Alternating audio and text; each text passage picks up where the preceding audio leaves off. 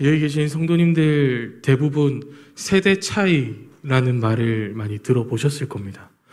세대 차이라는 것은 부모 세대와 자녀 세대, 그리고 기성 세대와 다음 세대 간의 말과 행동과 생각과 문화가 차이 나는 것을 우리는 세대 차이라고 합니다. 아마도 부모님은 자녀들로부터, 또 교사분들은 학생들로부터 세대 차이가 난다라는 말을 많이 하셨기도 하셨을 거고 많이 듣기도 들어보셨을 겁니다. 실제로 2000년대 초반에 주한 미국 대사관에서 정무공사 참관으로 재직했던 이 에릭 존이라고 하는 사람은요, 워싱턴 DC의 미국 정부 인사들에게 이렇게 이야기를 했다고 합니다. 뭐라고 이야기했냐면, 아마 한국이 세계 역사상 세대 간극이 가장 큰 국가일 것이다.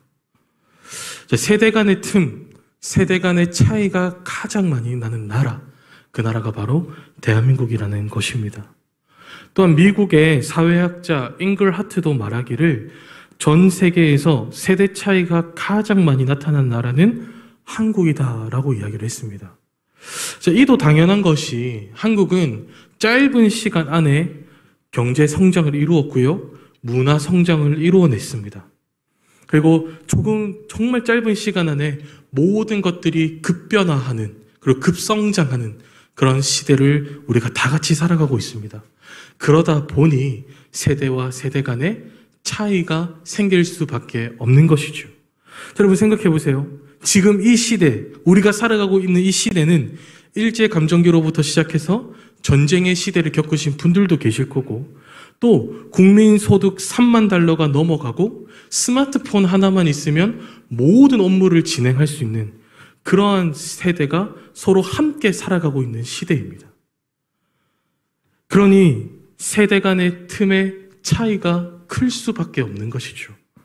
이러한 시대를 우리가 살아가다 보니까요, 부모 세대와 자녀 세대, 그리고 교회 안에서는 우리 기성 세대와 다음 세대 안에 점점점 차이가 나기 시작하고, 그로 인해 대화와 소통의 단절이 일어나기 시작했다는 것입니다. 이러한 현실 속에서 우리가 한 가지 기억해야 될 사실은 뭐냐면요, 부모 세대와 자녀 세대의 차이는 가정에서만 일어나는 일이 아니라는 거예요. 이 세대 차이는 가정 안에서만, 그리고 저 세상 속에서만 일어나는 게 아니라는 겁니다. 이 세대 차이는 분명 교회 안에서도 일어나고 있습니다. 앞서 서두에 세대 차이는 대화와 단절을 일으킨다라고 제가 말씀을 드렸는데요. 그러면 교회 안에서의 세대 차이는 어떠한 것들을 잃어버리게 할까요? 교회 안에서는 신앙의 차이를 만들어냅니다. 이 신앙의 차이는 다음 세대들의 믿음을 단절시킵니다.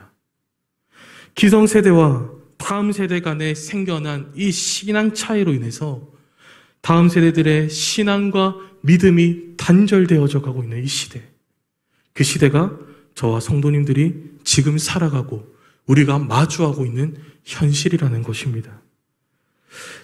신앙과 믿음이 단절되어진 대표적인 시대가 바로 오늘 우리가 읽었던 사사기 2장에 기록되어 있습니다.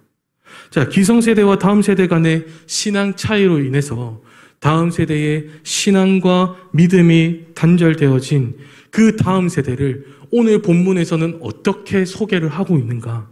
오늘 10절 말씀 우리 한번 다 같이 읽겠습니다. 10절 말씀 시작.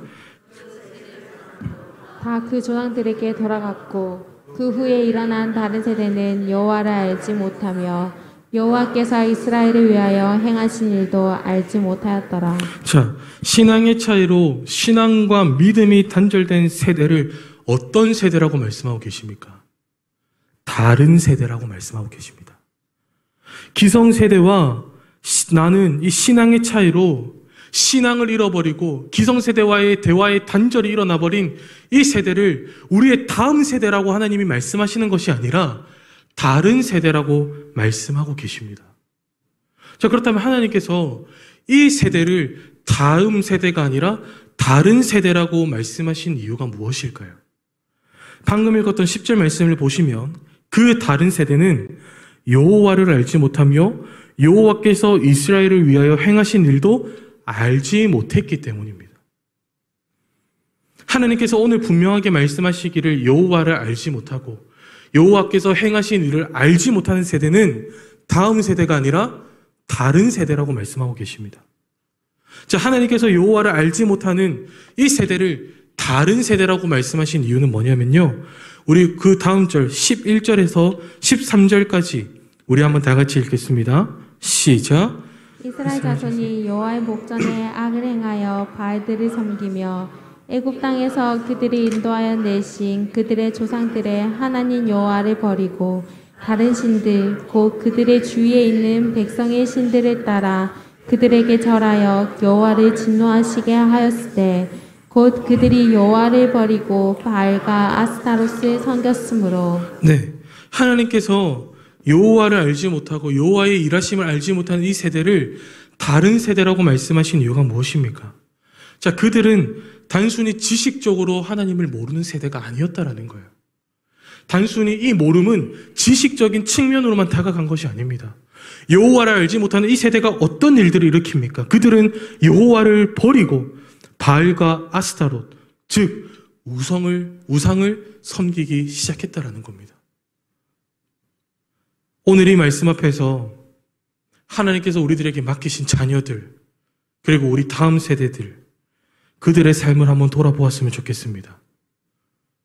우리의 자녀들, 우리 교회 안의 다음 세대들은 우리 기성세대 성도님들의 신앙을 올바르게 전수받은 다음 세대입니까? 아니면 여호와를 알지 못하여 여호와를 버리는 다른 세대입니까? 여기서 말씀드리는 우상을 섬긴다는 것은 단순히 형상이 있는 무엇인가에 엎드리고 절하는 것만을 의미하는 것이 아닙니다. 하나님 외에 세상의 것을 사모하고 더 우선시하고 더 중요시하는 그 모든 행위들이 하나님 앞에서 우상 숭배입니다. 자, 이러한 의미에서 우리 자녀들은, 우리 교회 안의 자녀들은 다음 세대입니까? 다른 세대입니까? 성도님들의 자녀들은 다음 세대입니까? 다른 세대입니까?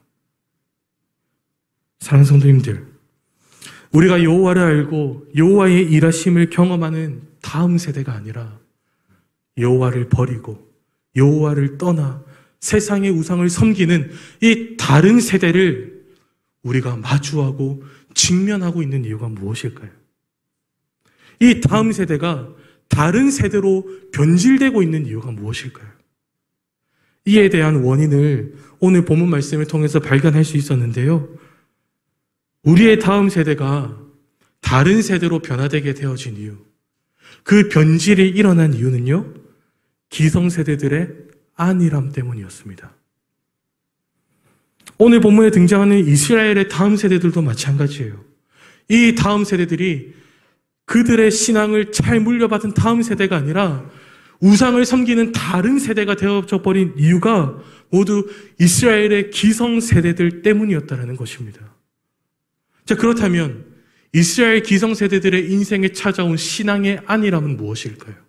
삶의 안일함은 과연 어떠한 것이었을까요? 오늘 본문 6절 말씀입니다.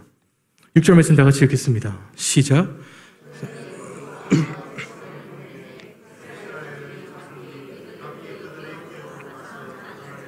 네, 기성세대들의 신앙의 안일함, 삶의 안일함이 찾아오게 된 이유는요, 그들이 원했던 땅을 얻었기 때문이었어요. 기성세대들이 얻게 된 땅이 어떤 땅입니까? 바로 하나님의 약속의 땅, 가나안 땅이었습니다. 이스라엘 기성세대들은요, 지금껏 어느 한 곳에서도 정착하지 못하는 유목민 생활을 했습니다.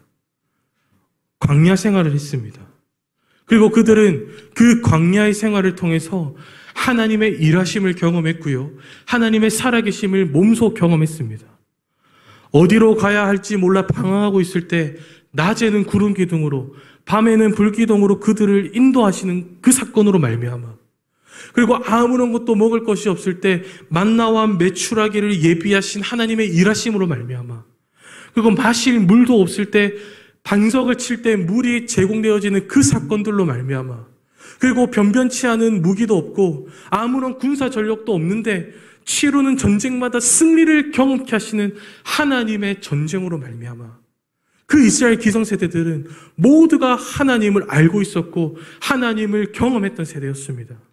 그리고 그들은요, 마침내 하나님의 약속의 땅, 이 가나안 땅으로 정착하게 되었습니다. 그들은 그 가나안 땅에서요, 집을 짓고요, 또 거주하며 필요한 이 농작물을 하기도 했고요, 또 가축들을 키우기도 했습니다. 그래서 그곳에서 나는 많은 수확물들을 통해서 그들은 이제서야 안정적인 삶을 살아갈 수 있었습니다. 그런데 문제는 여기서부터 시작됩니다. 하나님을 빼놓고는 설명할 수 없었던 이 기성세대들의 삶이 거주할 집이 생기고 자신들의 힘과 노력으로 풍성한 수확물을 얻을 수 있는 환경이 조성되기 시작하니까 그들은 점점 하나님을 전적으로 의지했던 믿음들이 사그라들기 시작했던 것입니다. 그리고 그들은 결국 하나님을 떠나가기 시작했던 것입니다. 이들의 인생의 안일함이 신앙의 안일함으로 이어지게 되었다는 것입니다. 여러분 생각해 보세요. 자신들의 수고와 노력으로 풍성한 수확물을 얻게 되었다고 믿고 있는 이 이스라엘 기성세대들이 과연 그들의 자녀들에게 하나님을 잘 전수했을까요? 그들에게 자신들이 지금까지 경험했던 하나님에 대해 신앙의 교육을 올바르게 전수할 수 있었을까요? 그들에게 올바른 신앙의 교육과 가치관을 잘 전달할 수 있었을까요? 저는 절대 그랬을 리가 없다고 생각합니다. 여러분, 하나님께서 다른 세대를 향해 하시는 말씀을 보세요. 다시 10절 말씀요. 그 다른 세대는요, 여호와를 알지 못했고 이스라엘을 위하여 행하신 일도 알지 못하였다라고 말씀하고 계십니다. 자, 여기서 하나님께서 반복하시는 말씀이 뭡니까? 알지 못했다라는 거예요. 깨닫지 못한 게 아니라 알지 못했대요. 믿지 못했다라는 게 아니라 알지 못했대요. 알지 못했다라는 것이 무엇을 의미합니까? 이스라엘 기성세대들이 하나님에 대해서, 그리고 이스라엘을 위하여 행하신 하나님의 일하심에 대해서 그 자녀들에게, 그 다음 세대들에게 올바르게 전달시키지 못했다라는 겁니다. 그들에게 신앙의 교육을 올바르게 전수하지 못했다라는 겁니다. 그래서 그들은요, 여호와를 알지 못했고 하나님께서 이스라엘을 위하여 행하신 일도 알지 못했고, 그래서 그들은 우상을 택할 수밖에 없었습니다. 왜요? 우상은 눈에 보이거든요. 눈에 보이는 현상을 선택할 수밖에 없었던 것이 이스라엘 다음 세대들의 현실이었다라는 겁니다. 사랑하는 성도님들, 우리 기성세대들의 신앙교육이 다음 세대들에게 얼마나 중요한지 우리는 기억해야 됩니다. 우리 자녀들에게 전수해야 될 것 중에 가장 중요한 것이 신앙의 교육이라는 것을 우리가 반드시 기억해야 됩니다. 여러분, 이 신앙의 교육은요, 지식적인 측면만을 말씀드리는 것이 아닙니다.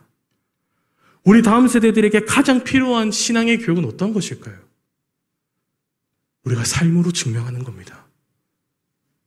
하나님을 아는 자들의 삶이 이러한 삶이, 하나님을 의지하는 삶은 이러한 삶이야. 지식적이고 교육적인 측면만으로 다가가는 것이 아니라 삶으로 증명하는 겁니다. 여러분, 우리 기성세대가 돈을 사랑하는데 어떻게 다음 세대가 돈을 사랑하지 않겠어요? 우리 기성세대가 세상의 명예욕과 권력욕에 사로잡혀 있는데 어떻게 우리 다음 세대들이 그것으로부터 자유할 수 있겠습니까? 우리 기성세대가 신앙보다 더 우선되는 게 세상에 너무나도 많다고 가르치는데 어떻게 다음 세대들이 신앙을 삶의 1순위로 삼을 수 있겠습니까? 다음 세대의 신앙교육은 우리 기성세대 성도님들의 삶으로 보여주어야 하는 것입니다. 하나님으로 만족하는 삶, 하나님으로 감사할 수 있는 삶, 하나님 빼놓고는 설명할 수 없는 그 삶, 하나님의 은혜와 사랑에 사로잡힌 삶, 그 삶을 저와 성도님들이 다음 세대들에게 증명할 수 있기를 주님의 이름으로 축복합니다. 자, 그렇다면 우리가 마주하고 있는 이 현실, 다른 세대를 살아가고 있는 이들을 어떻게 다음 세대로 변화시킬 수 있을까요? 그 방법은 어떤 것이며 또 이 다른 세대가 다음 세대가 되기 위해 우리 기성세대가 해야 될 일들은 어떠한 일들일까? 첫 번째는요, 경각심을 가지셔야 됩니다.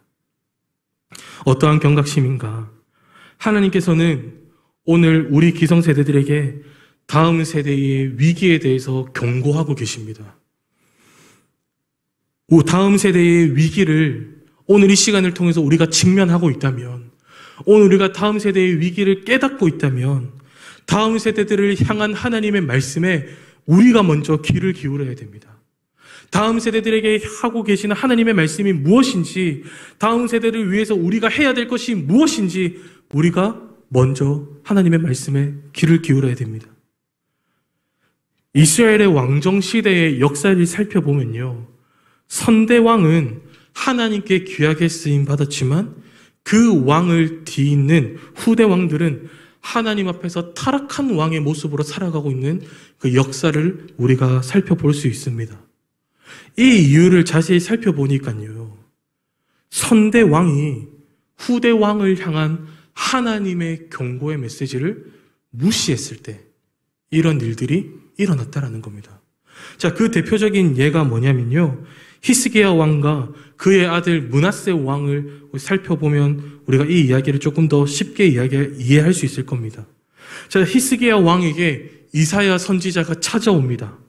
거기 이사야 선지자가 히스기야 왕에게 이렇게 이야기를 합니다. 그 말씀이 뭐냐면 열왕기하 20장 17절에서 18절까지 말씀입니다. 열왕기하 20장 17절에서 18절까지 말씀, 우리 한번 다 같이 읽겠습니다. 시작.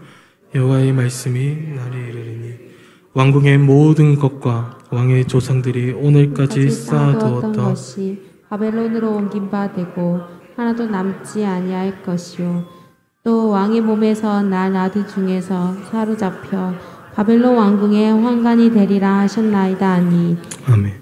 이사야 선지자가 히스기야 왕에게 경고합니다.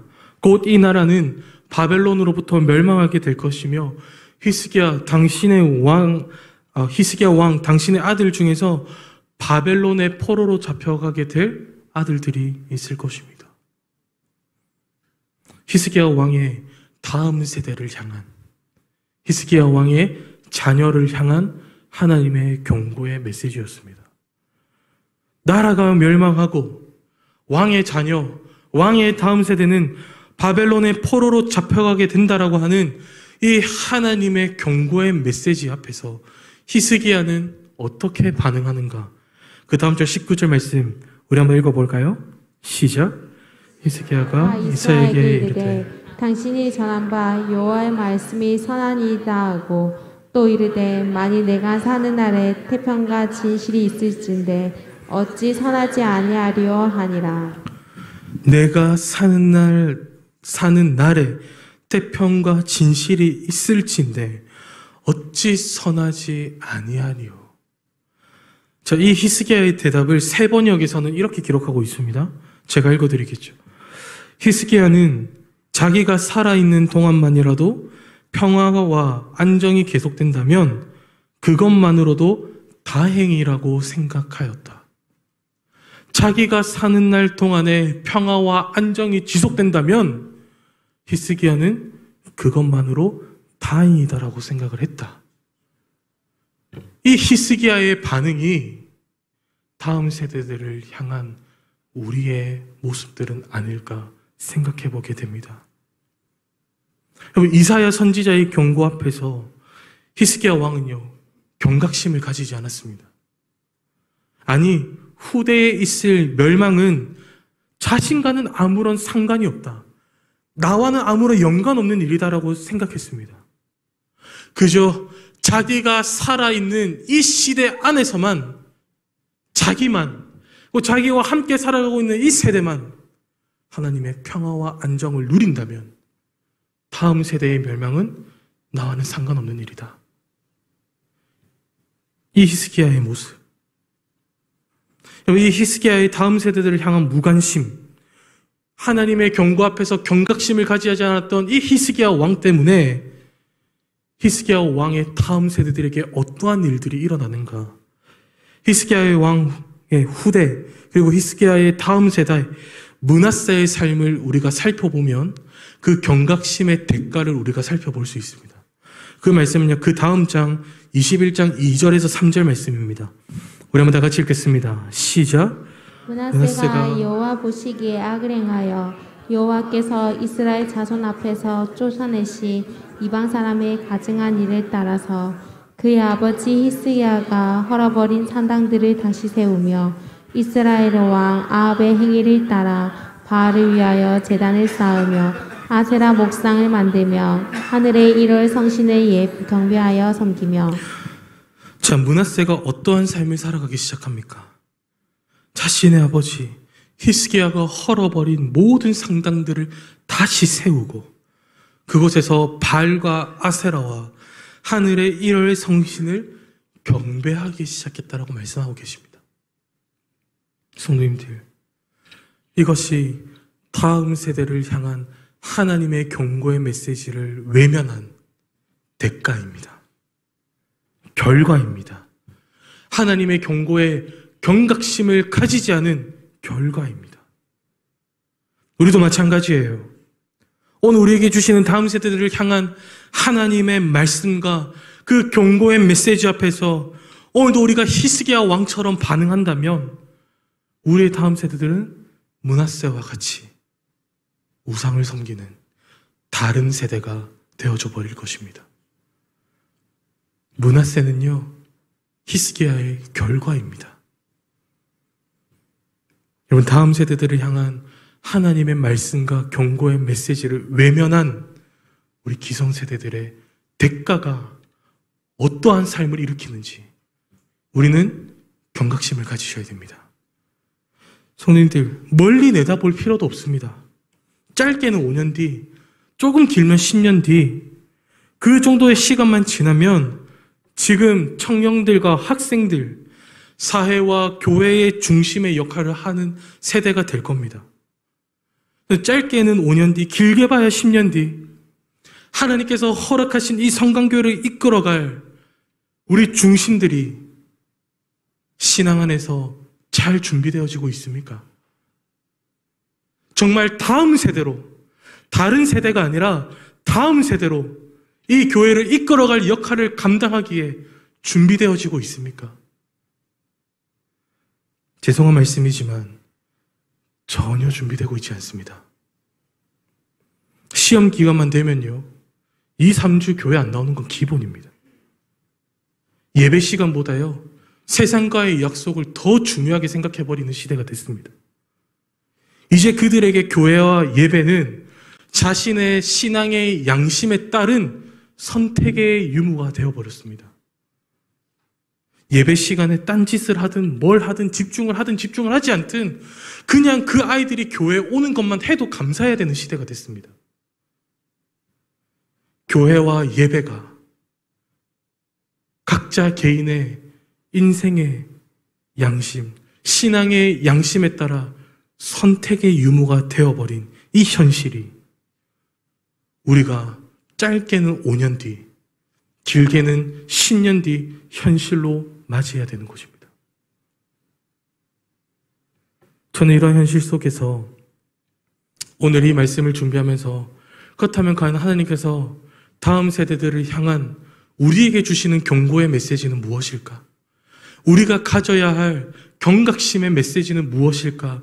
하나님 앞에 묻고 묵상했을 때 하나님께서 저에게 이 말씀을 묵상하게 하셨습니다. 그 말씀은요, 이사야서 55장 6절 말씀입니다. 다음 세대들을 향한 하나님의 경고의 말씀, 우리 이사야 55장 6절 말씀 다 같이 읽겠습니다. 시작. 너희는 여호와를 만날 만한 때에 찾으라.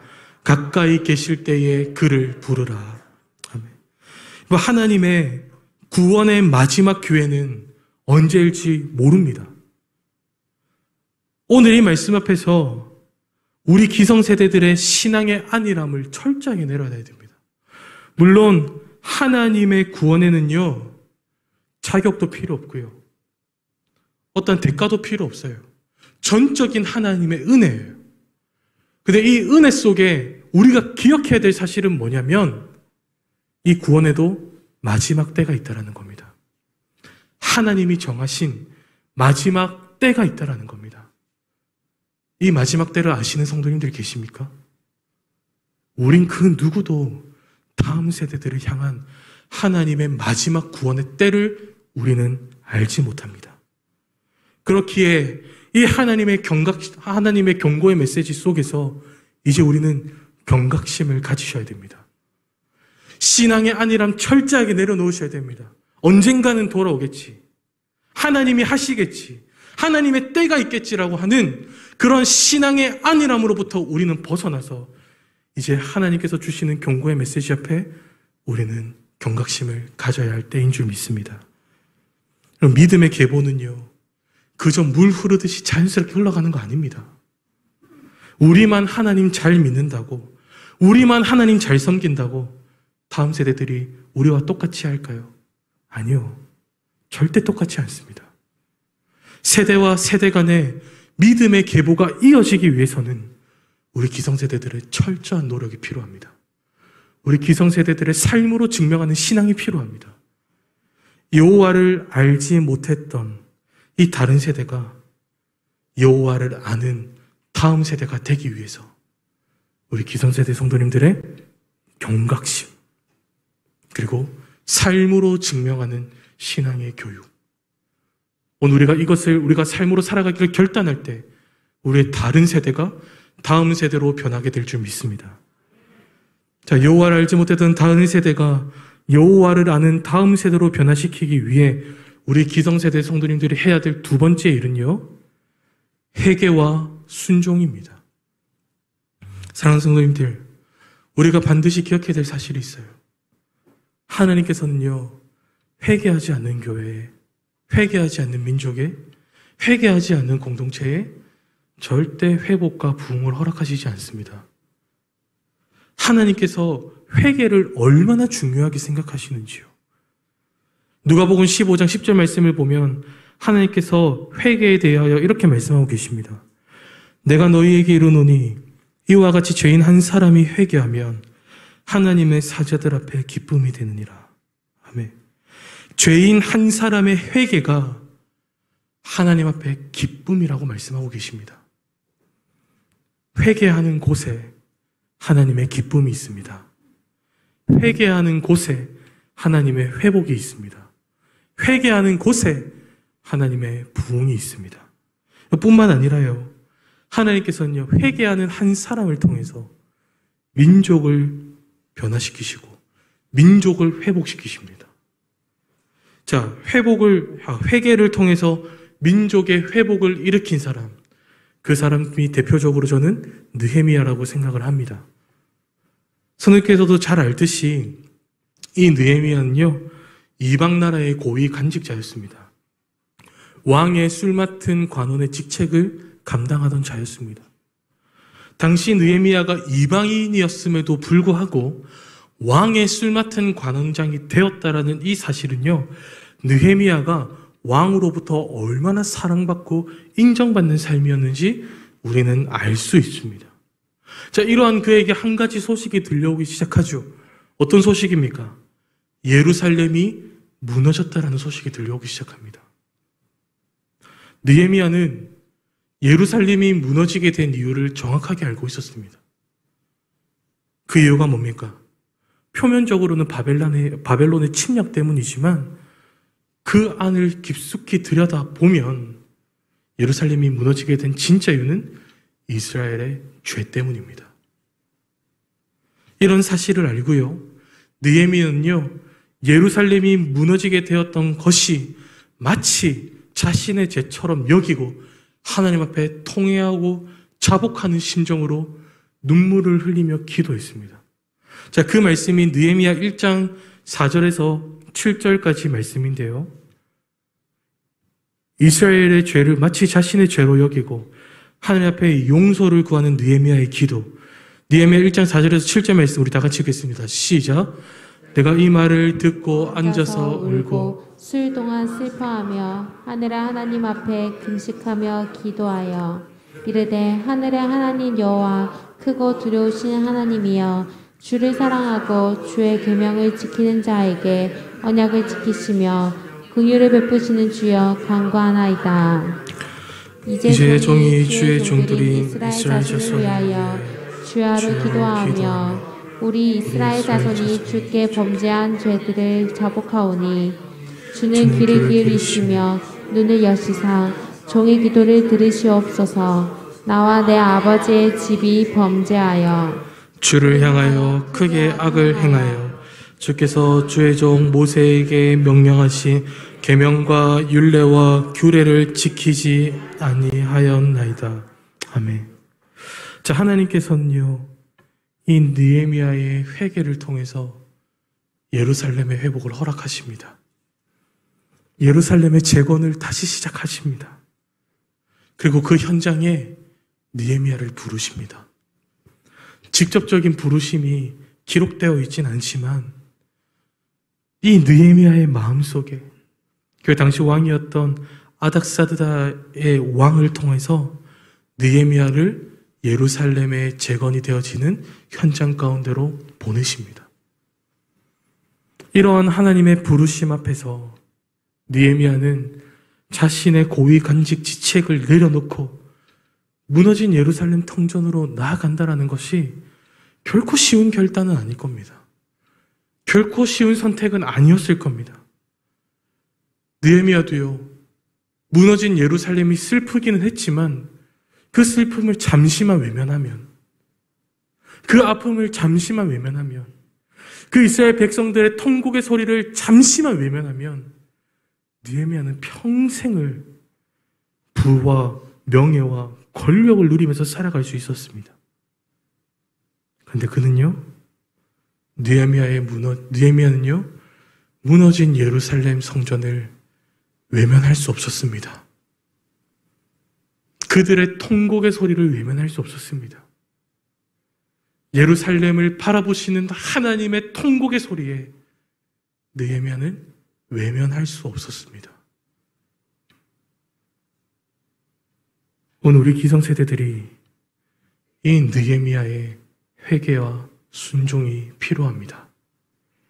우리 다음 세대가 여호와를 알지 못하고 여호와를 떠나 우상을 섬기는 다른 세대가 되어져 버린 이 이유와 원인이 우리에게 있음을 인정하고 그들의 죄가 마치 우리의 죄인 것처럼 우리는 그들을 대표해서 하나님 앞에 느헤미야처럼 기도해야 될 줄 믿습니다.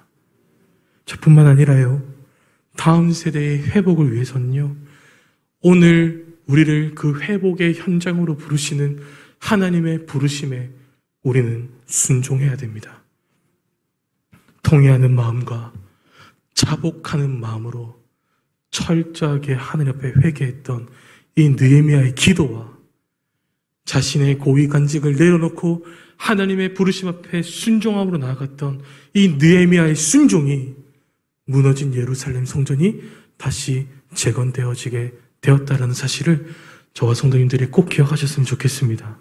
오늘 이 느헤미야가 보여준 회개와 순종이 무너진 예루살렘 성전과 같은 우리 다음 세대들의 삶이 다시 굳건하게 세워질 줄 믿습니다.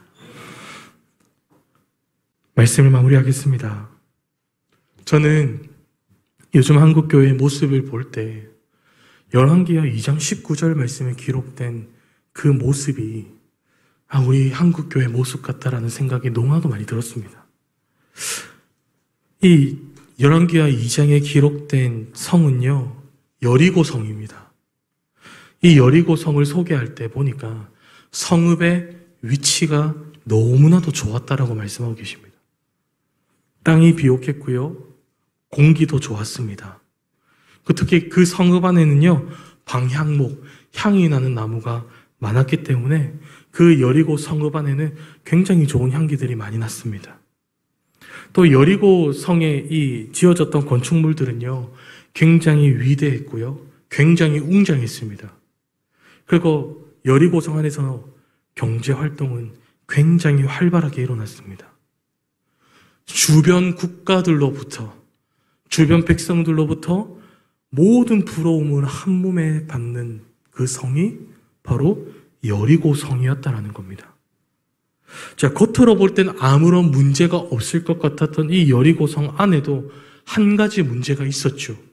자, 그 문제가 어떤 겁니까? 바로 이 성읍 안에 흐르는 물이 문제였습니다. 이 성읍 안에 흐르는 물이 나쁜 물이었다라고 말씀하고 계시는데요. 이 나쁜 물은요, 토산을 익지 못하게 하고 모두 떨어져 나가게 했다라고 말씀하고 계세요. 또한 토산이 익지 못해 떨어진다라는 이 단어의 원어적인 의미를 살펴보면 여성의 불임 그리고 유산의 의미도 함께 포함되어 있습니다. 나무의 열매만 결실을 맺지 못한다라는 것이 아니라 생명도 결실 맺지 못했던 것이 바로 겉으로만 화려했던 여리고성의 모습이었다라는 겁니다. 이 나쁜 물로 인해서 토산을 맺지 못하니까 이 여리고성의 백성들이 당시 선지자였던 엘리사에게 부탁하기 시작하죠. 그러자 엘리사는요, 물 근원으로 나아가서 소금을 뿌렸고 이 물이 깨끗한 물로 변화되었고요. 나무의 열매가 맺혀지기 시작했고 여성들은 생명의 결실을 맺기 시작했습니다. 사랑하는 성도님들, 저는 두렵습니다.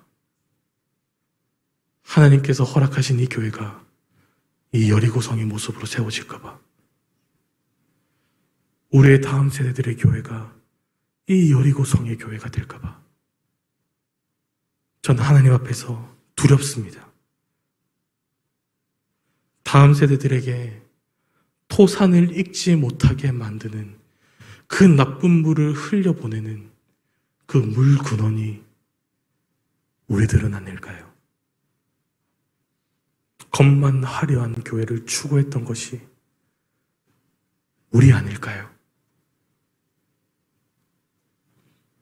오늘 그렇다면 엘리사가 물 근원으로 나가 소금을 뿌렸던 것처럼 우리 기성세대들이 인생을 정화시키시는 하나님의 말씀을 이제 우리들의 삶 가운데 뿌려야 할 차례입니다. 우리의 삶이 깨끗해야, 우리의 삶이 정결해야 우리 다음 세대들에게 생명의 물을 흘려보낼 수 있습니다. 그때 우리 다음 세대들은 이렇게 고백할 겁니다. 열왕기하 2장 22절 말씀 우리 한번 다 같이 읽겠습니다. 시작. 그 물이 엘리사가 한 말과 같이 고쳐져서 오늘에 이르렀더라. 아멘. 고쳐져서 오늘에 이르렀더라. 이 오늘이라고 하는 시간은요, 이 사건이 일어난 지 300년이 지난 뒤에 기록되었다고 합니다. 즉 그들은, 이 고백은 그들의 후손들이 고백한 내용입니다. 고쳐져서 오늘에 이르렀더라.